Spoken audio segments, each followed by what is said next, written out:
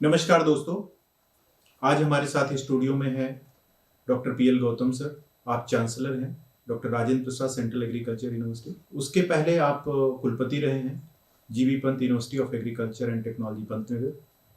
और सर ने बहुत सारे आईसीआर लेवल पर, नेशनल लेवल पर बहुत सारे संस्थान के आप हेड रहे हैं। आप जैसे कि आप डीडीजी क्रॉप साइंस, उसके अलावा आप चेयरपर्सन रहे हैं पीपीवी एफआरए, और नेशनल बायोडाइवर्सिटी अथॉरिटी के आप चेयरमैन रहे हैं। इसके अलावा आप डायरेक्टर रहे हैं एनबीपीजीआर के। सर का बहुत बड़ा एग्रीकल्चर साइंस में कंट्रीब्यूशन है, celebrated scientist in the field of genetics and plant breeding. तो ये हमारे लिए सौभाग्य की बात है कि आज स्टूडियो में सर के साथ बात करने का मौका मिल रहा है। ये विश्वविद्यालय से शुरुआत करते हैं। आप माननीय कुलाधिपति हैं इस विश्वविद्यालय के।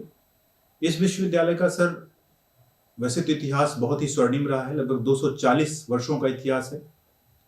वैसा सुनहरा पल जहां पर 1800 ईस्वी के आसपास 1784 में यहाँ पर स्टेट फार्म की शुरुआत हुई, और उस समय सिर्फ 1300 घोड़े और 1300 लोग ही यहाँ पर काम कर रहे थे। इससे पता चलता है कि इस धरती की प्रॉस्पेरिटी क्या थी। उसके बाद में बहुत सारे दुर्भिक्ष आए, और उसके बाद ब्रिटिश गवर्नमेंट को ये लगा कि नहीं, कुछ करना चाहिए।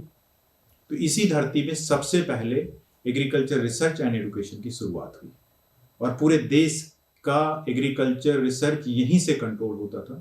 इसीलिए हम कहते हैं कि ये जो धरा है ये पवित्र धरा है, और एग्रीकल्चर का ये एक तरह से कह सकते हैं कि ये जो सॉइल है ये एग्रीकल्चर की जननी है। तो सर यहीं से शुरुआत करते हैं कि आपको यहाँ से कब से आपका एसोसिएशन रहा, और यहाँ के कौन से वैसे कंट्रीब्यूशन है जो आज आप याद करना चाहेंगे। धन्यवाद श्रोताओं। आज बड़ी खुशी की बात है कि मुझे इस माध्यम से आपके साथ चर्चा करने का मौका मिला है।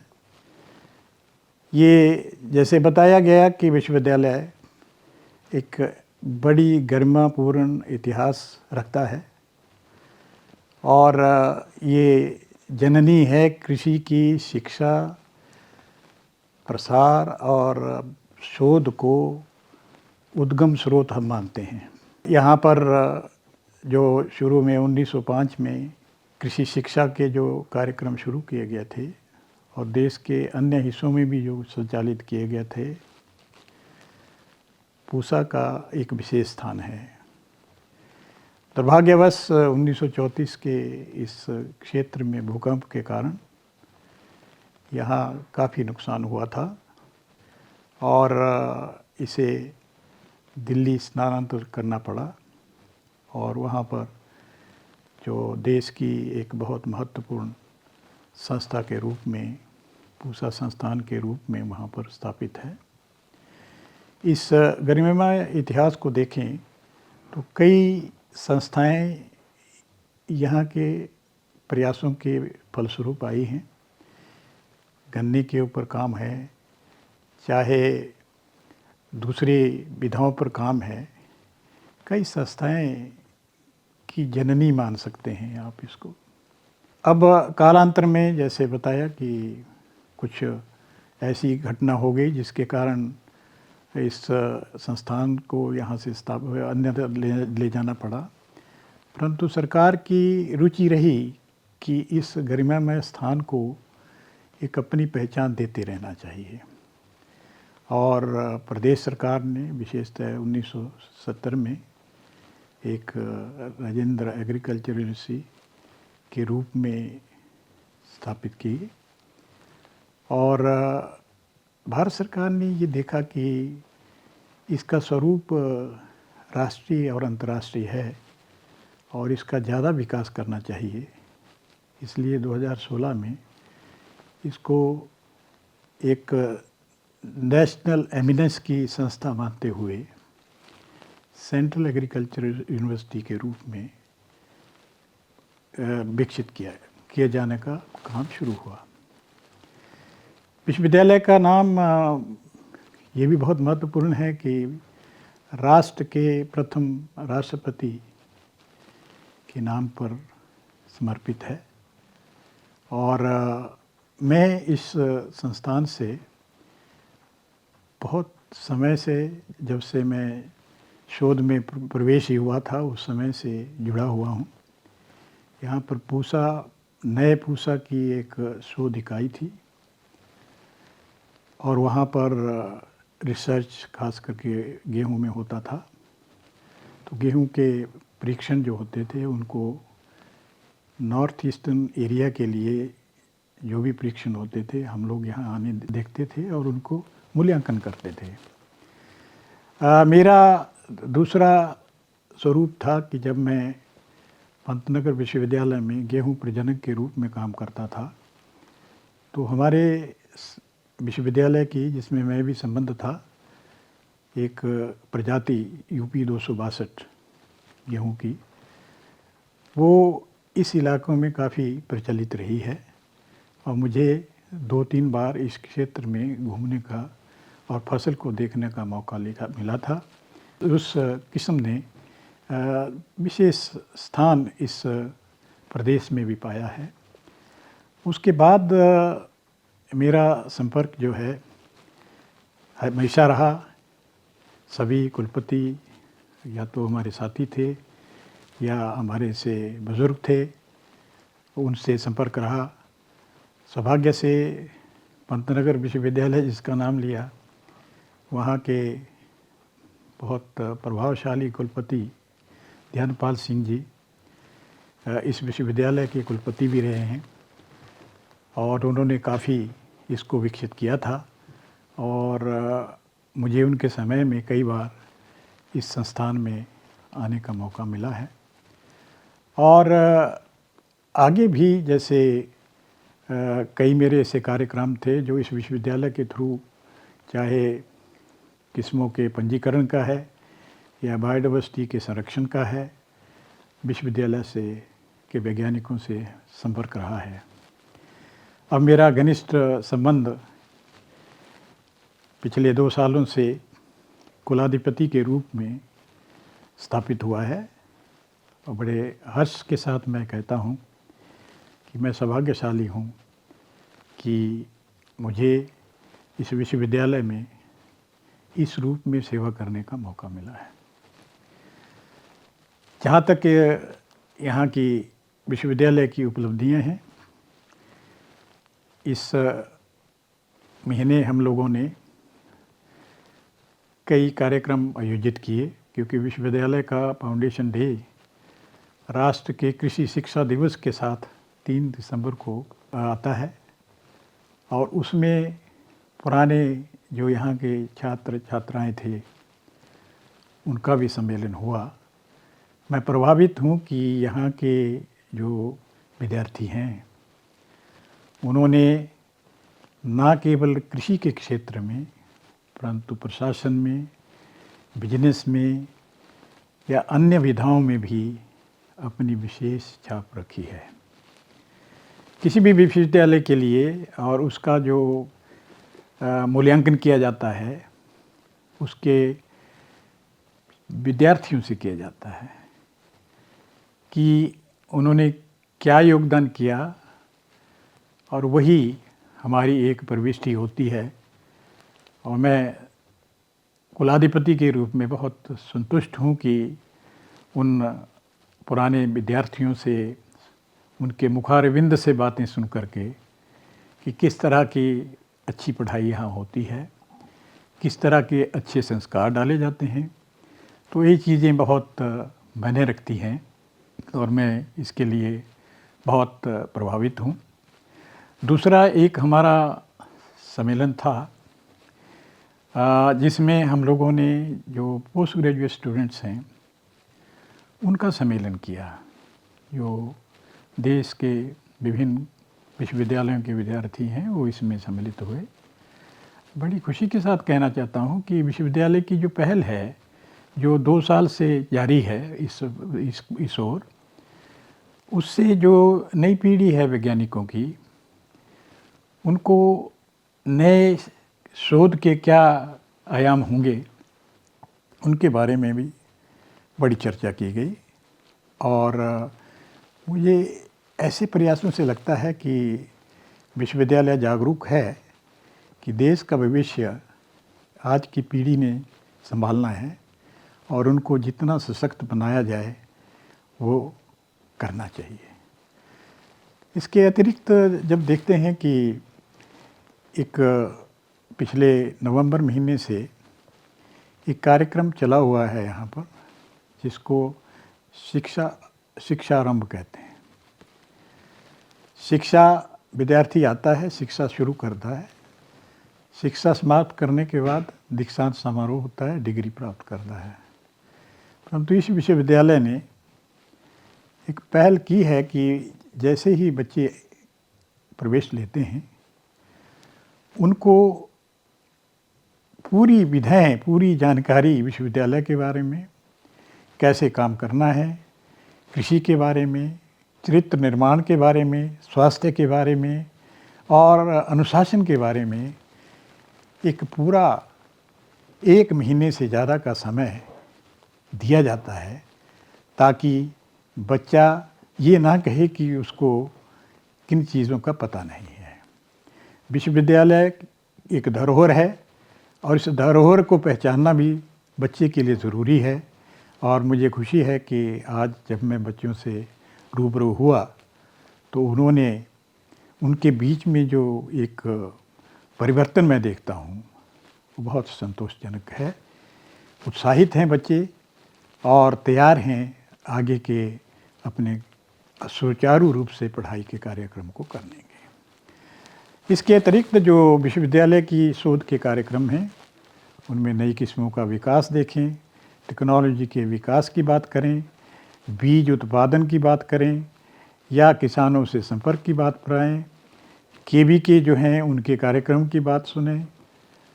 मैं बहुत संतुष्ट हूँ कि इन पहलुओं पर प्रभावी कार्य हो रहा है।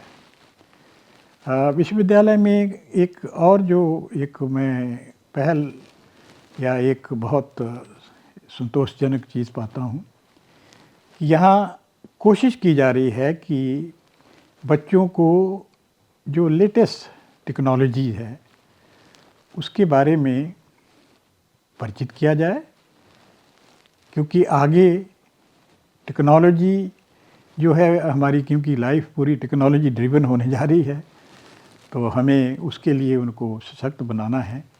और ये बड़ी आशा होती है कि खास करके और विश्वास होता है जो उसके लिए साज सज्जा इकट्ठी की जा रही है या विश्वविद्यालय की सुविधाओं को सुधार किया जा रहा है, हॉस्टल के नवीनीकरण किया गया है और चौमुखी विकास करने का प्रयास किया जा रहा है।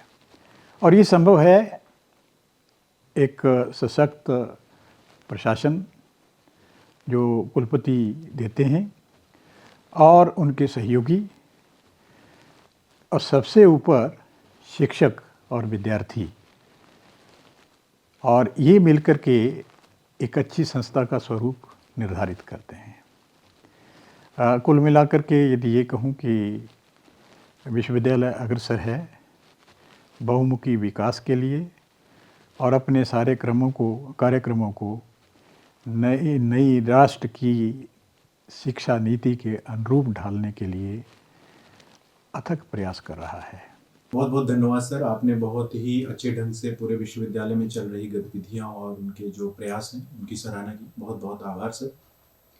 सर, जैसा कि हम जानते हैं 1960 में 1960 में पहला कृषि विश्वविद्यालय बना जो कि पंतनगर था, लैंड ग्रांट पैटर्न में, और हमारे 3 मैंडेट्स होते हैं, research, education and extension.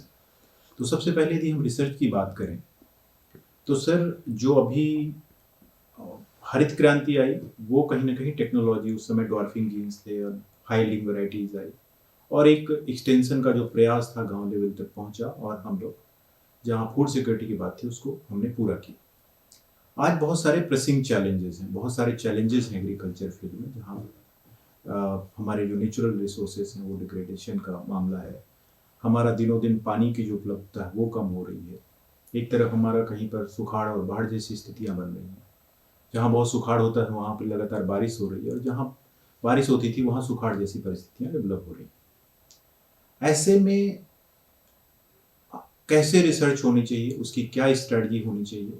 No doubt बहुत सारे अच्छे अच्छे पब्लिकेशंस आ रहे हैं, बहुत अच्छे पेटेंट्स आ रहे हैं, बट एक मुद्दा है सर आज के दिन पे कि कौन सा इम्पैक्टफुल रिसर्च किया जा सके, उसको कह सकते हैं कि ट्रांसलेशनल रिसर्च किया जाए जो उसको जिसको हम फील्ड में ले जा सकें, या उसको हम टेक्नोलॉजी है तो उसको कमर्शलाइज करके एक उद्यम के रूप में शुरू कर सकें। तो उसके लिए क्या स्टडी होनी चाहिए सर? आप सही कह रहे हैं कि 60 के दशक में काफ़ी प्रयास सरकार ने किए कि उस वक्त हम जूझ रहे थे कि अनाज की कमी से, और हम शिप टू माउथ सिचुएशन में कहा जाता था कि हम अनाज के लिए बाहर के देशों पर निर्भर थे, और वो किसी भी राष्ट्र के लिए संतोषजनक स्थिति नहीं होती है। हमारे राजनेताओं के और नीति निर्धारकों के और वैज्ञानिकों के अथक प्रयास से गेहूं में और धान में बौनी किस्मों के आने से एक बहुत परिवर्तन आया, जिसको ग्रीन रेवोल्यूशन के रूप में हम जानते हैं। उसके बाद अन्य चीज़ों में काफ़ी परिवर्तन आया, चाहे एनिमल हस्बेंड्री प्रोडक्ट में मीट, मिल्क की बात करें। आज हम बहुत ऊंचे स्थान में मिल्क प्रोडक्शन में हैं।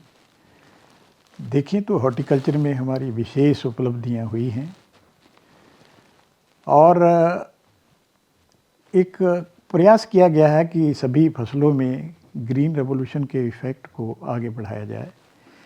अन्य टेक्नोलॉजीज़ का भी प्रयोग किया जाएगा, किया जा रहा है।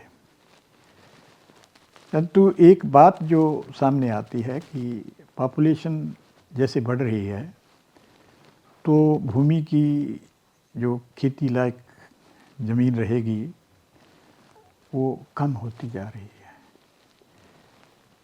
जंगलों का कटान होकर के जंगल भी कम हो रहे हैं। जंगल भी पर्यावरण के एक रेगुलेटर्स हैं, और डेजर्ट्स काफ़ी बढ़ रहे हैं।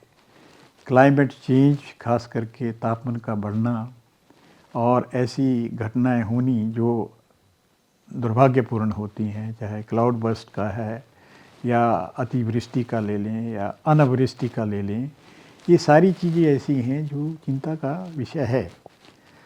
परंतु देश जागरूक है। देश जानता है कि कृषि रीढ़ की हड्डी है हमारे विकास की। जो हम कह रहे हैं कि 2047 तक हम विकसित भारत बनेंगे, उसमें कृषि की विशेष भूमिका रहेगी।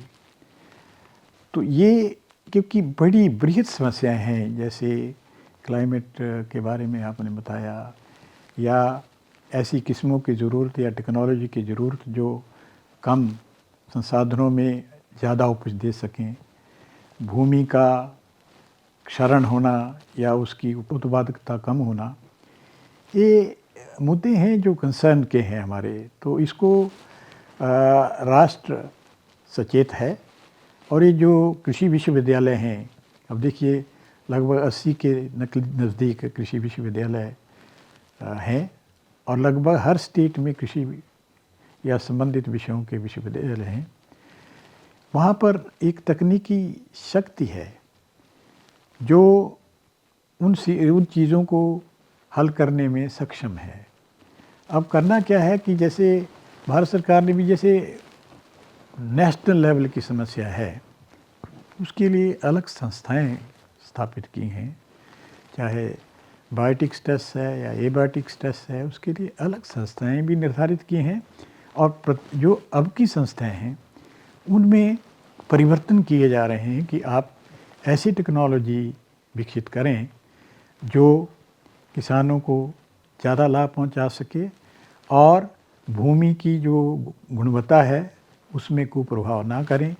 इसलिए दबाव दिया जा रहा है, जोर दिया जा रहा है कि हम ऑर्गेनिक खेती या नेचुरल फार्मिंग या हाईटेक फार्मिंग जो लीस्ट डैमेज एनवायरनमेंट को करती हैं, और ख़ास करके अब बात ये गई जो टेक्नोलॉजी हम कहते हैं प्रोटेक्टेड कल्टीवेशन। आने वाले समय में क्योंकि ऐसे संसाधन होंगे या एनवायरनमेंट काफ़ी लाभदायक नहीं रहेगा, तो हमें जो प्रोटेक्टेड कल्टीवेशन है, प्रिसीजन फार्मिंग है, इन चीज़ों के ऊपर विशेष बल दे रहा है जो विभिन्न संस्थाएं इसमें काम कर रही हैं। कुल मिला के ये कहूँ कि समस्याएं हैं। 60 की समस्या सबसे बड़ी थी, उसको जूझे और उस समय से चाहे कुछ भी कहें, नारा था जय जवान जय किसान। जैसे आपको जीत लेनी है भूखमरी को समाप्त करने के लिए, वो भी एक लड़ाई थी। और ये भी संघर्ष है हमारा कि अपने लोगों को, जो हमारी जनसंख्या है, हम एक बहुत घनत्व वाले पॉपुलेशन वाले देश हैं और इनकी ज़रूरतें पूरी करने के लिए हमें सभी संसाधनों का वैज्ञानिक तरीके से प्रयोग करना है। साइंस बेस्ड डिसीजन लेने पड़ेंगे और हमें पता है कि इससे हमें लाभ हुआ है, भरोसा है किसानों को भी। अब किस तरह से हम अपनी मशीनरी को, खास करके नई टेक्नोलॉजीज़ के माध्यम से, किस तरह से नए नए जो आयाम हैं कृषि में, जो भी टेक्नोलॉजीज़ आ रही हैं, टेक्नोलॉजीज़ हैं, एक गैप भी होता है कि वो किसान तक नहीं जा पा रही हैं। हमारे कई जगह बहुत प्रभावशाली तरीका है जिससे जा रही हैं, कई जगह समय लग जा रहा है। उस दूरी को कम करना है। उस दूरी को कम करने के लिए जैसे हमारे कृषि विज्ञान केंद्र हैं, वो जिलों में काम करते हैं, तो वो और सशक्त करने हैं हमने, ताकि उनको मॉडर्न टेक्नोलॉजी लोगों तक जा सके। एक चीज़ से मैं आश्वस्त हूँ कि जिस तरह का ढांचा और वैज्ञानिक की जनशक्ति हम लोगों के पास है और तैयार करने के लिए जागरूक हैं विश्वविद्यालयों के माध्यम से या राष्ट्रीय एफर्ट्स से, मैं ये कहूँगा कि चिंता करने की बात नहीं है। हम इन सभी समस्याओं को सुचारू रूप से समाधान कर पाएंगे, आगे बढ़ेंगे और देश को सम्मानजनक स्थिति में रखेंगे। ये अब इसलिए भी ज़रूरी है कि जिस तरह से जैसे आजकल राष्ट्र की अपनी ही समस्या नहीं होती, कई समस्या ऐसी होती है जो दूसरे राष्ट्र पैदा कर देते हैं। अंतर्राष्ट्रीय प्रभाव, चाहे कृषि लो या कुछ भी लें, ये अंतर्राष्ट्रीय जो भी निर्णय होते हैं उनका भी प्रभाव पड़ता है। तो हमें सचेत रहना है कि हम कोई निर्णय ऐसा ना करें जो हमारे देश के हित में नहीं है।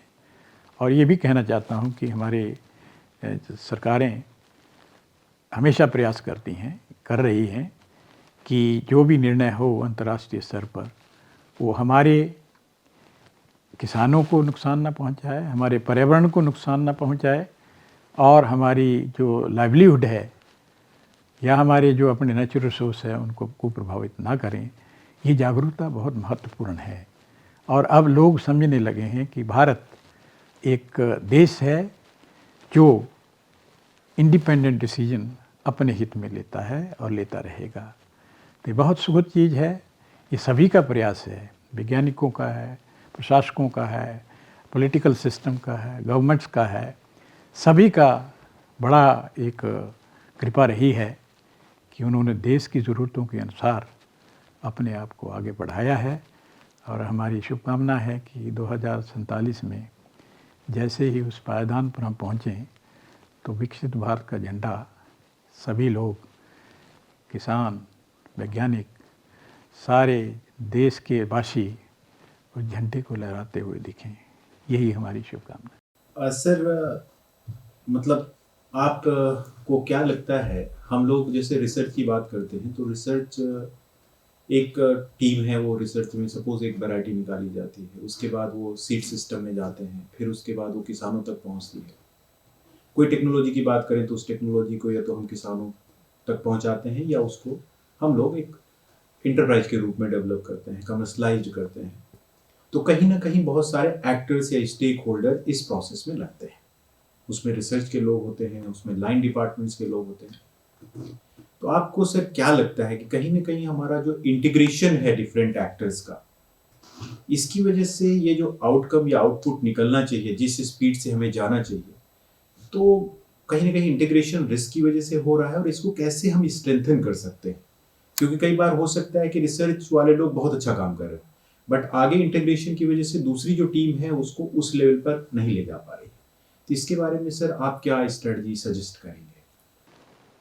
पहले तो ये कहना चाहता हूँ कि एक और पहलू जिसके ऊपर मैं ध्यान आकर्षित करना चाहता हूँ कि कालांतर में अब आपकी जो पूरी व्यवस्था होती है उसकी समीक्षा की जाती है और कालांतर में हम लोग अपने जो नीति है, अपने कानून हैं, व्यवस्थाएं हैं, उनको परिवर्तित करना पड़ता है।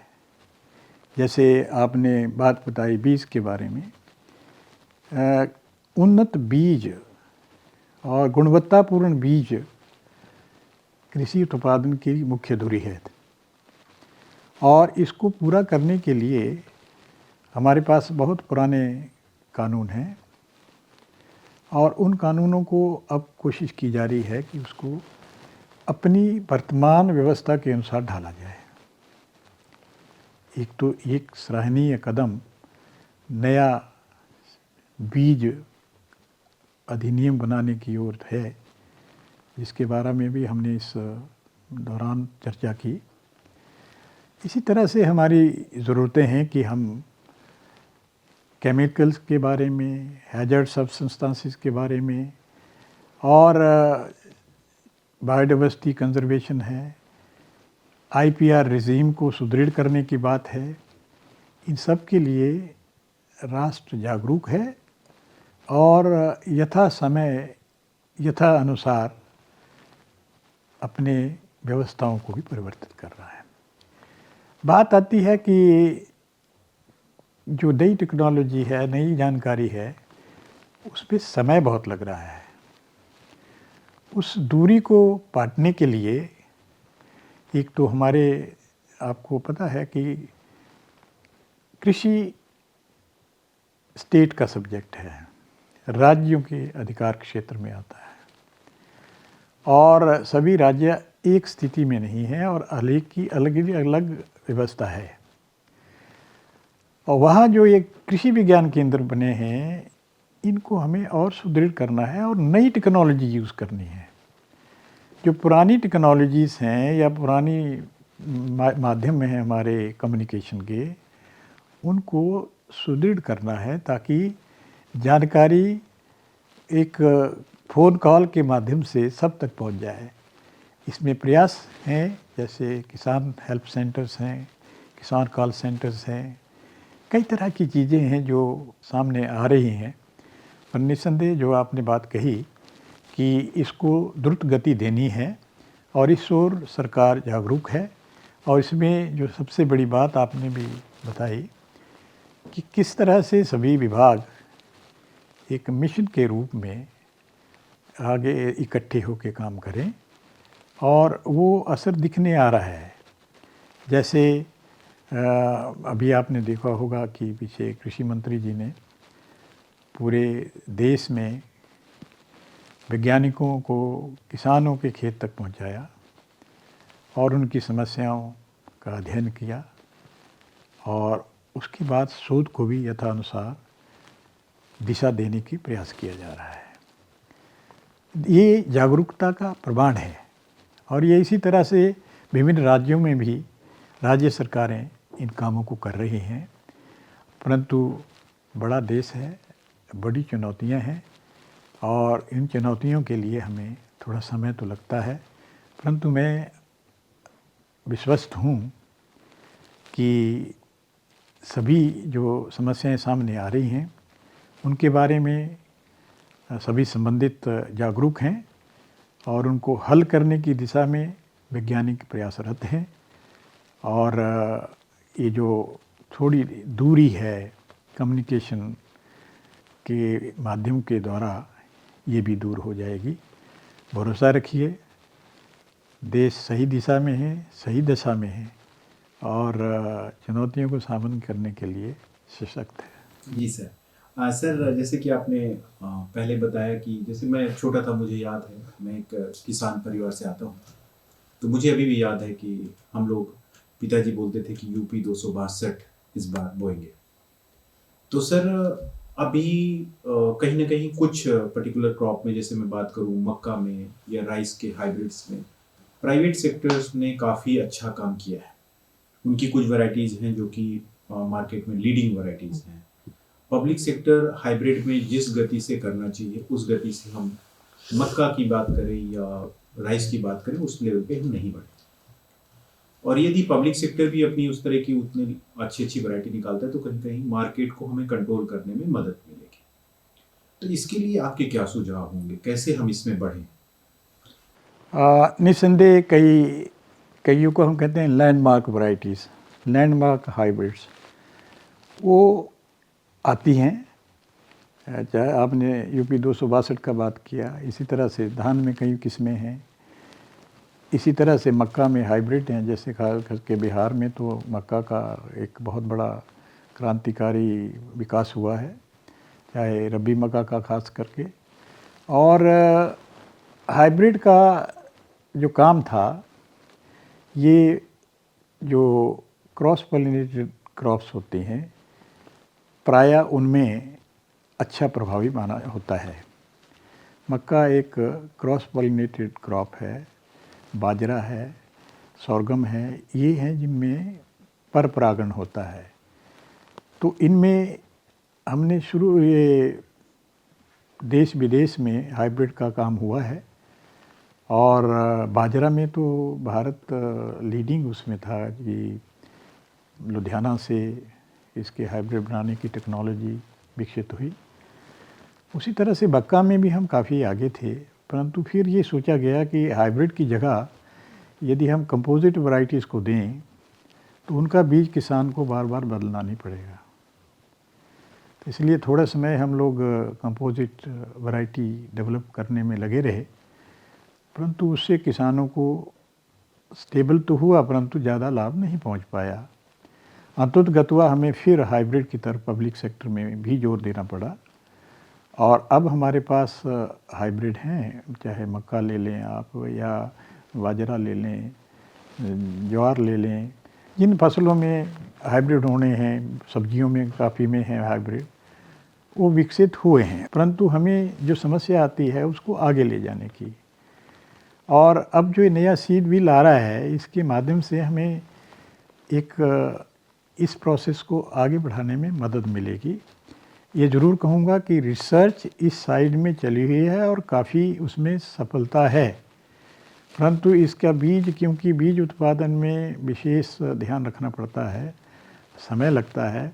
अब उसके लिए दूसरी प्रथा ये है कि हम लोग जो हमारी ब्रीडिंग लाइन है, जिनसे हाइब्रिड बनते हैं, उनको लाइसेंस करते हैं प्राइवेट कंपनीज़ को। अब ये जो दौर आया है पार्टनरशिप का आ गया है कि हम पार्टनरशिप में जैसे अपनी जो प्रोडक्ट्स हैं उनको प्राइवेट सेक्टर को दे दें। प्राइवेट सेक्टर का सिस्टम जो है ट्रांसफ़र ऑफ टेक्नोलॉजी वो फास्ट है, वो इन्वेस्ट करते हैं उसमें ज़्यादा पैसा और उनके माध्यम से कई हाइब्रिड्स हमारे जा रहे हैं।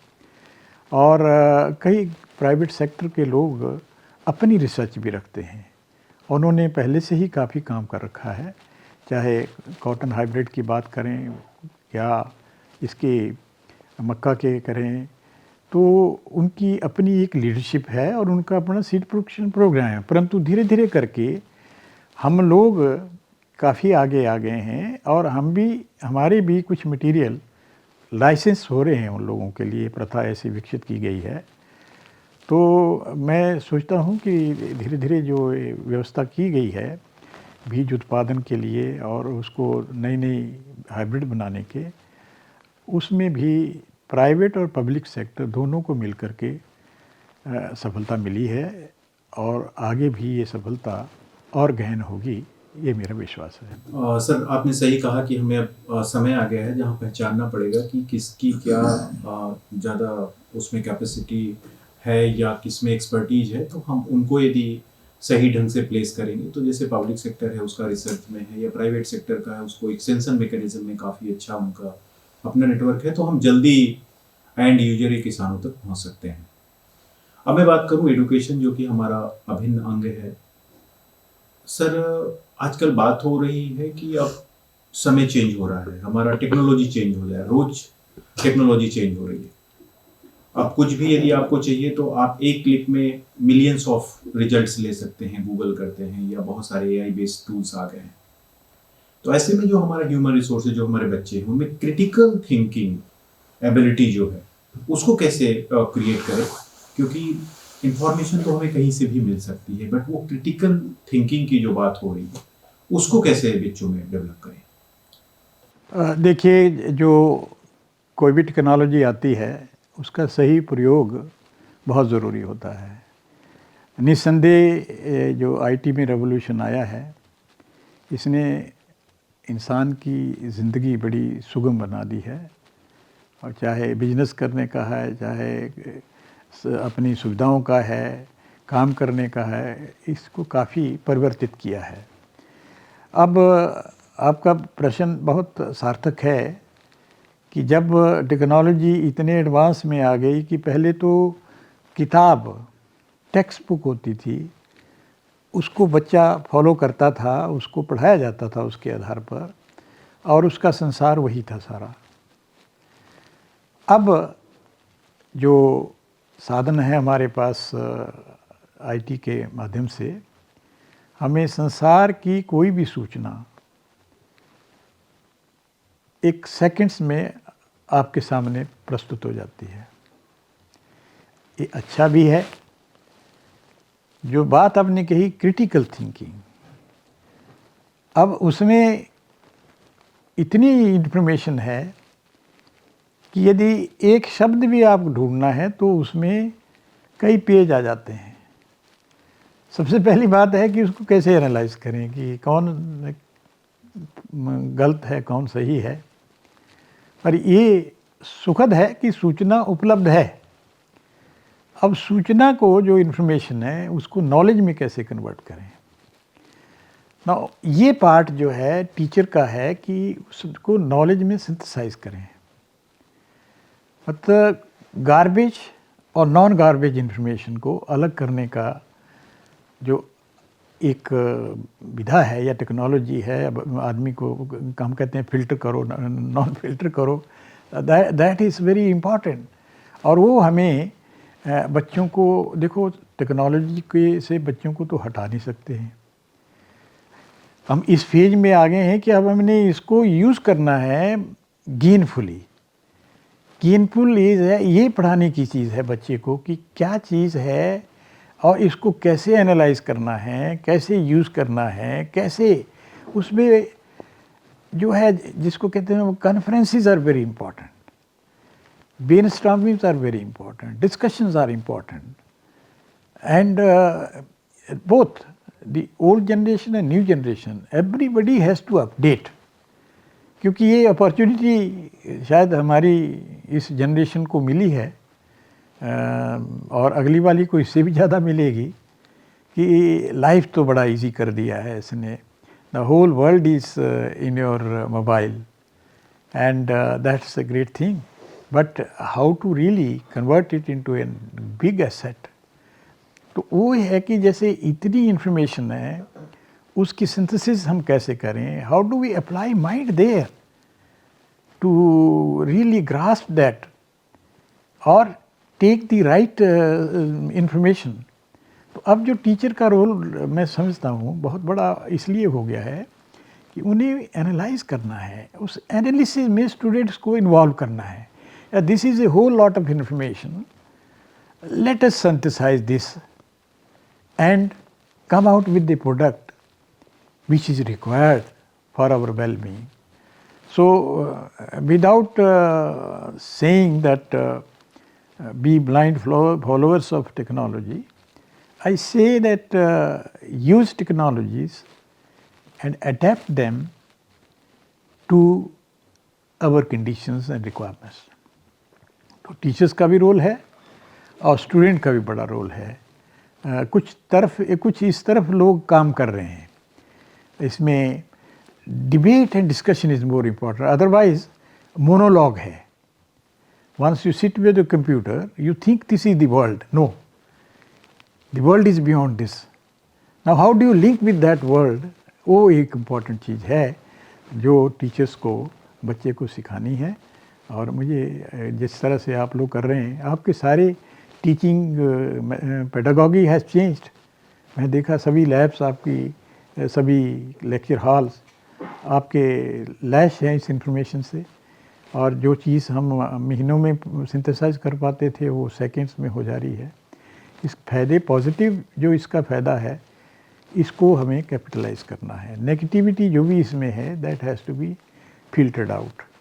तो ये मेरा सुझाव है। मैं आईटी का आदमी नहीं हूँ, फिर भी कोशिश की है कि आपके कठिन प्रश्न का जवाब सीधे शब्दों में कैसे। सही कहा आपने सर कि अभी हमारा जो पेडागॉजी था उसको चेंज करने की आवश्यकता है। अब हम फ्लिप्ड क्लासरूम लर्निंग की तरफ जाएं, जहाँ पर हमें ज़्यादा डिस्कशंस करने हो, क्योंकि बच्चा जो है स्टूडेंट है वो पढ़ के आएगा, उसको हम reading materials in form of documents या वीडियो के फॉर्म में या किसी भी फॉर्म में उसको दें। और जब क्लासरूम में है तो ज़्यादा से ज़्यादा डिस्कशंस, ज़्यादा से ज़्यादा ब्रेन स्टॉर्मिंग, ज़्यादा से ज़्यादा पीयर्स लर्निंग के विषय में जाएं, तभी ये संभव हो पाएगा कि उसका जो इन्फॉर्मेशन उसके पास है उस इन्फॉर्मेशन को कैसे एप्लीकेशन पे कन्वर्ट कर सके। बहुत अच्छी बात सर ने आपने बताई। अब एक दूसरा बहुत बड़ा एक मैं कहूँ कि बहुत एक समस्या है। आपने सही कहा कि इसके दोनों पहलू हैं, पॉजिटिव भी है और निगेटिव भी है। पहले हमारे समय पर सर एक असाइनमेंट बनाने के लिए हम लोग बहुत चिंतित रहते थे। आजकल हम जैसे ही स्टूडेंट्स को असाइनमेंट देते हैं तो एआई में डालता है और 1 सेकंड के अंदर 2 सेकंड के अंदर वो ले करके और दे देता है। नो डाउट बहुत सारे टूल्स हैं, उससे हम डिटेक्ट करते हैं, बट कहीं ना कहीं एक एथिक्स की बात आ रही है, चाहे वो रिसर्च में हो चाहे वो एजुकेशन में हो। और इसको कैसे सर आने वाले समय में ये काफ़ी बड़ी समस्या होती जा रही है। जो बच्चे थे पहले मेहनत करते थे, 2 दिन 4 दिन लगाते थे किसी असाइनमेंट को पूरा करने में, वो मिनटों सेकंडों में ले करके और आ जाते हैं। आजकल स्लाइड्स बनाने के लिए बहुत सारे ऐप आ गए हैं, आपको बस कमांड देना है, सब कुछ बन करके आ जाएगा। तो सर कैसे हम रिसर्च और एजुकेशन में एथिक्स की जो बात है उसको कैसे करेंगे? एक इस स्थिति में हम लोग पहुंच गए हैं कि लाइफ बड़ी फास्ट हो गई है और सरल भी हो गई है। अब हम कैसे जो ये प्रगति हुई है इसको सही प्रकार से प्रयोग करें। इसमें मैं कहता हूँ, कई लोग कहते हैं कि शायद थोड़े समय बाद टीचर की ज़रूरत नहीं होगी और रोबोट्स भी इस काम को कर सकता है या बिना रोबोट्स के भी काम चल सकता है। ये भी बड़ी बहस का विषय है जिसको मैं सब्सक्राइब नहीं करता हूँ। मैं ये कहता हूँ कि एथिक्स की बात आपने कही, उसमें जो ऐप्स होती हैं वो ऐप्स में ज़रूर लिख देते हैं कि भाई इसमें गलती हो सकती है, उसकी हम मतलब जिम्मेवारी नहीं लेते हैं, इसलिए आप इसको ठीक तरह से देखिए। तो एक तो ये नोटिफिकेशन कंपलसरी है तो जो उनको देनी पड़ती है। दूसरी बात ऐसी है कि जो इन्फॉर्मेशन आती है, मैंने जैसे कहा कि हमें एक परिवर्तन की ज़रूरत है टीचर में और टॉट में। टीचर को भी ये समझना है कि सूचना उपलब्ध है, मेरा काम इसको सही सूचना देने का है और इससे बात करने का है। तो the path of deliberation through conferences, brainstorming sessions, lectures जो हैं वो इस फॉर्म में अल्टीमेटली कल्मिनेट करने पड़ेंगे। निस्संदेह इसमें कुछ ऐसे केसेस भी आते हैं जिसमें दूसरे की इन्फॉर्मेशन जो इंटेलेक्चुअल प्रॉपर्टी है कईयों की, उसको भी हम हनन करते हैं, जो नहीं होना चाहिए। चाहे वो कॉपीराइट के रूप में है, चाहे पेटेंट के रूप में है, या written material is in form of copyrights, वो वायलेशन काफ़ी हो रही है। ये भी हमें बच्चों को पढ़ाना है कि गुड प्रैक्टिसेस क्या हैं, इसके लिए एथिक्स क्या हैं और हमें क्या नहीं करना है। हमारा काम उसको ये सारी चीज़ें सिखाना है, और ये भी एक बहुत बड़ा चैलेंज होगा कि उसको जागरूक करना कि ये गलत है, ये सही है। तो अब ये जो हमारे शिक्षाविद हैं, इनको इस तरफ ध्यान देना है कि एक तो बच्चे की मेंटल फैकल्टी है वो ग्रो करे, वो रिटार्ड ना करे। तो ग्रो तभी करेगी आप उससे सर्चिंग डिस्कशन करेंगे। तो एक तो मेरे हिसाब से वो लगता है कि पेडागोजी की आपने बात कही, talk and chalk method has already disappeared. कई बार ब्लैक बोर्ड भी ब्लैक कहते थे, परंतु अब तो ब्लैक बोर्ड का रंग भी बदल गया है। तो टेक्नोलॉजी के साथ सब कुछ बदल गया है और अब हमें अपने आप को बदलना है कि एज ए टीचर मैं क्या पढ़ाऊँ क्या ना पढ़ाऊँ, ये बड़ा बड़ा डिसीजन है।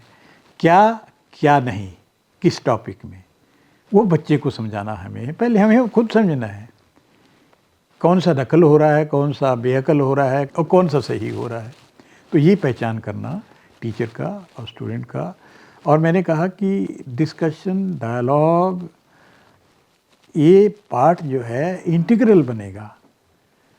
प्रोजेक्ट्स बनाने, प्रैक्टिकल एक्सपेरिमेंट करवाने, वो सारी चीज़ें वेल थॉट ऑफ और एक स्कीम के अंतर्गत टीचर को अब प्रोग्राम करनी पड़ेंगी। वही कुछ हम लोगों को राहत दे पाएगा इस तरह से। जी सर, आपने काफ़ी अच्छे सुझाव दिए। अगला एक जो समस्या रहा है हमें अभी क्लासरूम में कहें, ये अमूमन सबके साथ आ रहा है। जो नई जनरेशन है, हम लोग सभी न कहीं फ़ोन में हुक्ड हैं। और सर, पहले ये माना जाता था कि जो हमारा एक फोकस है वो 8 से 10 मिनट तक जा सकता है फोकस। बट ये फोकस वाला जो मामला है, धीरे धीरे रिसर्च में पाया जा रहा है कि हमारा ये फोकस का जो स्पैन है ये घट रहा है। अभी 1 से 1.5 मिनट में आ गया है सर, उसके बाद हमारा शिफ्ट हो जा रहा है। तो ये बहुत बड़ी समस्या है सर कि जो नई जनरेशन है, जो स्टूडेंट्स हैं, वो फोकस ही नहीं कर पा रहे हैं। तो इसको इंक्रीज करने के लिए जो ये फोकस का स्पैन है, इसको कैसे इंक्रीज किया जा सके सर? सबका सॉल्यूशन परसुएशन। क्योंकि देखो, नई पीढ़ी अपनी ज़िंदगी अपनी शर्तों से जिएंगे। अब वो ज़माना चला गया कि बच्चे जो है आपकी शर्तों पर चलेंगे, क्योंकि हमारी सोच और उनकी सोच में फ़र्क है। और इससे अगली जनरेशन आएगी वो और भी भिन्न होगी। वो सोसाइटी से थोड़ा बहुत हट के रहेंगे और सोसाइटी और इंडिविजुअल का कनेक्ट शायद ज़्यादा ना हो पाए इन टाइम्स टू कम। एक इंडिविजुअल लाइफ और इंडिविजुअल थिंकिंग वो है। ये बड़ा चिंता का विषय है कि आप कॉलेज के बच्चों को क्यों कह रहे हैं, आप बच्चा अभी साल का भी नहीं होता है और फ़ोन उसके ऊपर लटका देते हैं हम। और हम अपने स्वार्थ के लिए कि बच्चा खेलता रहे, हम काम करते रहें, और किसी के पास टाइम तो है नहीं क्योंकि सभी तो बिज़ी हैं और परिवार छोटा होता जा रहा है और दायरा बढ़ता जा रहा है। तो इस स्थिति में सबका दायित्व है। ये दायित्व बच्चों का है, माँ बाप का है। और अभी कई संस्थाएं हैं, कई कंट्री हैं जो सोच रहे हैं कि आईटी का यूज़ जो है किसी एज तक एक्सेस नहीं दी जाए। ये भी एक कई सरकारें इसके बारे में सोच रही हैं।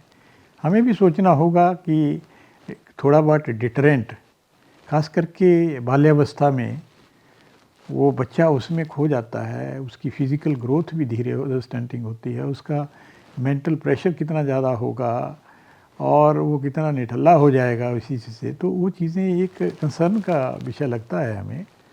परंतु इसके लिए जागरूकता सभी लेवल पर ज़रूरी है, समाज में, माता पिता में, अध्यापकों में, बच्चों में। मेरे ख्याल में एक नया चैलेंज खड़ा हो गया है हमारे सामने। आप बच्चे से फ़ोन तो नहीं हटा सकते, तो फ़ोन से उसका ध्यान कैसे हटाया जाए, तो वो उनको क्रिएटिव एक्टिविटी में इन्वॉल्व करने की बात है। क्रिएटिव एक्टिविटीज़ क्या हैं? थिंकिंग प्रोसेस दो, उसके ऐसे एक्सरसाइज दो जो मेंटल एक्सरसाइज हो, उसको फिज़िकल कंडीशनिंग करिए, थोड़ा समय उसका निकालिए कि भई आपने एक जो शरीर रूपी मशीन है, ये आपकी ज़िम्मेवारी है, इसको आपने देखभाल करनी है, इसको नरिश करना है, इसको योगा करवाना है, इसको एक्सरसाइज करनी है, इसको घूमना है। ये सारी चीज़ें एक पैकेज ऑफ लिविंग के रूप में हमें बच्चों को अल्टरनेटिव के रूप में उजागर करना है, जो आप लोग इस विश्वविद्यालय में कर रहे हैं, ओरिएंटेशन कर रहे हैं। तो ओरिएंटेशन में फिज़िकल कंडीशनिंग है, उनकी साइकिक कंडीशन है, उनकी मल्टी फैकल्टी जो प्रतिभा है उसको उजागर करने का है। ये बड़ा हर लेवल पर और हर जगह तो एक सॉल्यूशन काम नहीं करेगा, अलग अलग जगह अलग अलग सॉल्यूशन होगा। छोटे बच्चों के लिए अलग, बड़ों के लिए अलग, उससे बड़ों के अलग, बूढ़ों के लिए अलग। बूढ़े भी कौन से आजकल वंचित हैं, वो भी तो उस पर लदे रहते हैं टेलीफोन के ऊपर, वो भी उसमें बोझा बने रहते हैं। तो ये एक चिंता तो है, ज़रूरत भी है, परंतु इसका management of time is the only solution. Manage the time. जी सर, आपने सही बताया कि इसको हम लोगों को एक तरह से एक पैकेज बनाना पड़ेगा, प्लान करना पड़ेगा, और मोटिवेशन जो है हमारा, जिसकी वजह से हम उस पर चीज़ों को इन्वॉल्व हो रहे हैं, जो चीज़ें हमें हुक्ड कर रही हैं, तो दूसरी एक्टिविटीज़ में जब इन्वॉल्व करेंगे तो इंटरेस्ट जो है हमारा वो कई जगह पे बटेगा और उस तरह हम इसको मैनेज कर सकते हैं। सर, एडुकेशन में मेरा अगला सवाल होगा, हमारे पास इतने स्टूडेंट्स हैं और हम बहुत सारा उनको ज्ञान दे रहे हैं, बट मुझे लगता है सर कि ये मेरा ऐसा सोचना हो सकता है कि स्टूडेंट भी हमारे बहुत सारा इनोवेशन डेवलप कर सकते हैं। उस तरह कैसे हम इकोसिस्टम डेवलप करें कि कोई यूजी स्टूडेंट्स कर रहा है तो कोई ऐसा वो इनोवेशन बना करके ले आए, या हमारा पीजी या पीएचडी स्टूडेंट्स कर रहा है कुछ इनोवेशन डेवलप करे जो कि लोग कहे वाओ इट इज सरप्राइजिंग। कर सकते हैं। बहुत सारे हम जानते हैं जो ग्रास रूट्स इनोवेटर्स हैं, जिनकी कोई रिसर्च की पढ़ाई नहीं है, बट उन्होंने ऐसी कुछ प्रॉब्लम सॉल्विंग इनोवेशंस बनाए हैं जो कि काफ़ी सराहनीय। तो हमारे बच्चे इनोवेशन क्यों नहीं डेवलप कर सकते, तो उसको कैसे करें? देखो कि हमारे देश में इनोवेशन के ऊपर काफ़ी जोर दिया जा रहा है और काफ़ी इसमें सफलता भी मिली है हमें, चाहे स्टार्टअप के रूप में या किसी भी रूप में उसके सफल परिणाम मिले हैं। एक इनोवेशन इकोसिस्टम तैयार करना हर संस्था में बड़ा ज़रूरी है। इसके लिए हमें जो प्रोजेक्ट्स दिए जाते हैं बच्चों को, जैसे इंजीनियरिंग में है, बच्चों को प्रोजेक्ट देते हैं भी आप रोबोट्स बनाओ, फलां बनाओ, तो उनको एक मेंटल फैकल्टी डेवलप करनी है कि भाई आप इनोवेट करो इस एरिया में and find a solution to this problem. I think projects जो अभी तक हम प्रैक्टिकल्स करवा करके फिर प्रोजेक्ट्स के ऊपर ज़्यादा ध्यान नहीं देते हैं। हम प्रोजेक्ट रिपोर्ट ले लेते हैं, पर प्रोजेक्ट्स जो होते हैं वो देने पड़ेंगे हमें, भाई आप ये प्रॉब्लम है, you innovate solution for that. मेरे ख्याल में आईटी का इसमें बहुत बड़ा रोल हो सकता है कि हम जो प्रोजेक्ट्स हैं उसमें बच्चे को दिया, ये डिफरेंट प्रोजेक्ट्स हैं, उसमें आप जैसे डिबेट करवाते हैं, वो करवाते हैं, वो भी करवाने चाहिए, जिसमें इनोवेशन की जो लोगों की इनोवेशंस हैं उनके लिए एक प्लेटफॉर्म दिया जाए कम्पीट करने का। हमें कम्पीट करने का भी एक इकोसिस्टम तैयार करना पड़ेगा कि जो बच्चे या बुज़ुर्ग, जो भी बच्चे या बुज़ुर्ग जो भी है, जो इनोवेशन कर रहे हैं, उनको हम ले, जैसे हमें इनोवेटर्स हैं, इनको ग्रास रूट इनोवेटर हम कहते हैं।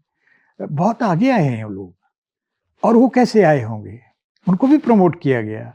तो हमें प्रमोट करना है कि ये जो हमारे छात्र छात्राएं हैं, इनको हम ऐसा प्रोविज़न दें कि वो इनोवेटिव सॉल्यूशन कहाँ चाहिए। पहले तो आपको प्रॉब्लम ढूँढनी पड़ेगी हर डिसिप्लिन में, और जिसमें उसकी रुचि है उसका उसको प्रोजेक्ट देना है कि भाई ये चीज़ है, इसको आपने हल करना है। मेरे ख्याल में इतने सॉल्यूशंस, इतने सारे बच्चे हैं हमारे, आपके यहाँ 2500 बच्चे हैं। यदि 2500 में से 10% भी बच्चे अच्छा सक्सेसफुल प्रोजेक्ट करते हैं, तो एक इनोवेशन इकोसिस्टम बन जाएगा। और ये बनाना है, मैं चर्चा किया हूँ इस हिसाब से कि इनोवेशन के ऊपर भी हम टीचर्स को भी, पहले तो हमें टीचर्स का भी माइंडसेट चेंज करना पड़ेगा। बच्चा वो करेगा जो टीचर्स बताएगा, तो अध्यापकों को भी क्योंकि हमने उस इकोसिस्टम में काम नहीं किया है, अब हम नए उसमें जा रहे हैं, तो हमें इनोवेशन के ऊपर फोकस करना है। मैं तो आशावान हूँ कि थोड़ा भी प्रयास इसमें किया जाए और प्रोजेक्ट बनाना, इनोवेटिव प्रोजेक्ट्स बनाने, ये नॉर्मल कोर्स का पार्ट बना दें, क्योंकि नोट वगैरह बनाने से तो बच्चे को काफ़ी राहत मिल गई है। अब वो समय है उसका इसमें यूज़ हो सकता है, तो इसके ऊपर भी प्रयास किया जाए। और भी कई सॉल्यूशन हो सकते हैं, समय के अभाव में मैं ज़्यादा इस बारे में नहीं चर्चा करना चाहूँगा। धन्यवाद। जी सर। सर, जो हमारा अगला मैंडेट है एक्सटेंशन टेक्नोलॉजी ट्रांसफ़र, आजकल हम बात कर रहे हैं एक्सटेंशन प्लस की, क्योंकि जो हमारा ट्रेडिशनल एक्सटेंशन सिस्टम था उसको रीओरिएंट या ट्रांसफॉर्म करने की ज़रूरत है, क्योंकि टेक्नोलॉजी चेंज हुई है, हमारा तरीका चेंज हुआ है, हमारी टेक्नोलॉजी इटसेल्फ चेंज हो गई। तो उसको हम और हमारे फार्मर्स जो हैं उनका भी टेक्नोलॉजी का कह सकते हैं कि बहुत टेक्नोलॉजी यूजर्स जो हमारा मोबाइल यूजर्स हैं या उनकी भी संख्या बढ़ी है, तो तरीका अब मतलब कहें 360 डिग्री चेंज हो रहा है। तो उसमें हमारी अब स्ट्रैटेजी सर क्या होनी चाहिए? जैसे अब ज़रूरत है कि हम जो रेलेवेंट नई टेक्नोलॉजीज़ हैं उनको यूज़ करें, टेक्नोलॉजी को आगे ले जाएं। आकर्षक आपके मैसेजेस हों, ग्रुप्स बनाएं, हर तरह के ग्रुप्स बना करके उन ग्रुप्स को लिंक करें, प्रॉब्लम सॉल्विंग हो, इंटरेक्टिव हो, ताकि उसको कोई समय में प्रॉब्लम आती है तो ट्रबल शूटिंग का भी उसको प्राविधान हो। तो ये सारी चीज़ें मिला कर के एक्सटेंशन जिस रूप में हम देख रहे हैं, देखो कृषि में एक्सटेंशन में डेमोन्स्ट्रेशन तो करना ही पड़ेगा आपको। वो लाइट हाउसेस हैं, डेमोन्स्ट्रेशन को प्रभावी बनाना पड़ेगा, उनको प्रचार प्रसार करना पड़ेगा। प्रचार प्रसार के लिए हमें नई टेक्नोलॉजी ही काफ़ी लाभदायक होंगी। कुछ ऐसे भी इलाके हैं जहाँ पर ट्रेडिशनल टेक्नोलॉजीज रहेगी, कुछ रूरल एरियाज़ हैं जहाँ पर लोग टेक्नोलॉजी से भी नहीं हैं, हमें उनका भी ध्यान रखना पड़ेगा। परंतु हमें mix of two, the improve tools and the traditional tools both have to be applied as relevant to the situation। और ये जो ज़िला लेवल की हमारी मैकेनिज़्म है और ज़िला में जो विभागों के लोग हैं उनके बीच तालमेल होना बहुत ज़रूरी है, ताकि किसान को सही सूचना एक स्रोत से प्राप्त हो जाए। विभिन्न स्रोतों से मिलती है तो उसकी ऑथेंटिसिटी और उसका जो क्लाइंट की यूज़फुलनेस, ये सारी चीज़ें देखनी होती हैं। तो सभी विभागों का यूनिफाइड एक्शन बहुत ज़रूरी है, क्योंकि कम्प्लीमेंट्री रोल्स हैं। केवीके का लीड रोल है और देन कैटेलिटिक रोल जो है डिफरेंट डिपार्टमेंट्स का, पर जो पैकेज ऑफ टेक्नोलॉजी जाए वो एक सोर्स से जाए। इंफॉर्मेशन पार्ट, जहाँ तक दूसरे पार्ट हैं, फिज़िकल पार्ट हैं, जैसे सब्सिडी है, फलां है, वो तो जो मेथड है उसकी भी ज़रूरत है कि उसका भी एक सिंगल विंडो हो जाए। जैसे बहुत अच्छा किया गया है कि जैसे किसानों को किसान समृद्धि कार्ड हैं, फलां हैं, और ये this transfer of money to the farmers single click से कितने लोगों को चला जाता है। उसी तरह से टेक्नोलॉजी भी हमें ट्रांसफ़र का जो मैकेनिज़्म है इस तरह से शायद इवॉल्व करें, उसको बहुत ज़रूरत है उसको विकसित करने की, और विभागों के आपस में एकजुट होने की और यूनिफाइड मैसेज देने की बहुत ज़रूरत है। आशा है इन चीज़ों को पूरा किया जाएगा। सर, आपने सही बताया कि अब हमें कन्वर्जेंस पे काम करना पड़ेगा और इंटीग्रेशन जो विभिन्न विभागों का है उसको कैसे हम इंटीग्रेट करें, इससे कि हम लोग एक तरह से सिंगल विंडो सॉल्यूशन की जो बात हो रही है वो किसानों तक पहुंचा जा सके। एक आजकल सर बहुत ही प्रचलन में है शब्द स्टार्टअप, एग्री स्टार्टअप्स, जहां हमारा बहुत प्रयास होता है कि हमारे स्टूडेंट्स हो या हमारे जो यूथ हैं उनको स्टार्टअप्स की तरफ ले जाएं। पर एक साथ एक समस्या भी है इसमें सर। रिसर्च ये कहता है कि 3 से 5% ही स्टार्टअप सक्सेस हो रहे हैं, बाकी फेल हो जा रहे हैं। ऐसी स्थिति में आपका क्या संदेश होगा या आपके क्या सुझाव होंगे कि जिससे हम इस इकोसिस्टम को इम्प्रूव करें और ये सक्सेस रेट हमारा बढ़ पाए। स्टार्टअप्स का जो सरकार का एक बहुत प्रभावशाली कार्यक्रम है, इसका मुख्य ध्येय है कि किस तरह से हम सेल्फ एम्प्लॉयमेंट अपॉर्चुनिटीज़ इंडिविजुअल्स में जनरेट करें। और आपने सही कहा कि सक्सेस रेट कम है और उसके कारणों को पहले देखना चाहिए, सक्सेस रेट क्यों कम है। यदि उन कारणों को हम ध्यान में रखेंगे तो हम उनको एड्रेस करके इस स्टार्टअप को और प्रभावशाली बना सकते हैं। मैं तो ये देखता हूँ कि जहाँ भी टेक्नोलॉजिकल बैकस्टॉपिंग बहुत ज़रूरी है स्टार्टअप के लिए, और साथ में सपोर्ट, हैंड होल्डिंग सपोर्ट और एनकरेजिंग एनवायरनमेंट। कई बार हमारी व्यवस्थाएं ऐसी हैं कि वो उनके कार्य करने में सहायक नहीं होती हैं। हमें उनको भी सरलीकरण करना है और प्रयास है और आशा भी है कि सरकार भी इस चीज़ को जानती है कि किस तरह से इन चीज़ों को दूर करना है। सबसे बड़ी बात है एनालाइज करिए कारण क्या है, एनालिसिस के बाद फिर ट्रीटमेंट अपने आप उसके डेवलप हो जाएगा। तो मेरे ख्याल में अभी इतनी डरने की बात नहीं है। इसमें धैर्य बंधाना है, करेज देना है और जो इसमें लिमिटेशंस आ रही हैं उनको दूर करने की बात है। स्कीम का कोई फॉल्ट नहीं है, स्कीम बहुत अच्छी है और इसको आगे बढ़ाना है। बढ़ाने के लिए जो समस्याएं आती हैं उनको दूर करना है और ये परसेंटेज हमारी अवश्य आगे बढ़ेगी। Thank you so much sir, बहुत बहुत धन्यवाद। आपने सही कहा कि हमें उनके जो मेन कारण हैं, जो मुख्य कारण हैं, उसको पता करने की आवश्यकता है और टेक्नोलॉजिकल जो बैक स्टॉपिंग है, मार्केटिंग है और एक जो हमारा इंस्टीट्यूशनल सपोर्ट है, इनकरेजमेंट है, उसको भी ध्यान में रखना है। सर बहुत बहुत धन्यवाद। आपने रिसर्च की बात की, एक्सटेंशन की बात की और हम लोगों ने एडुकेशन की बात की और हमें कैसे स्टार्टअप्स की तरफ जाना है उसकी भी बहुत सारी आपने बात की।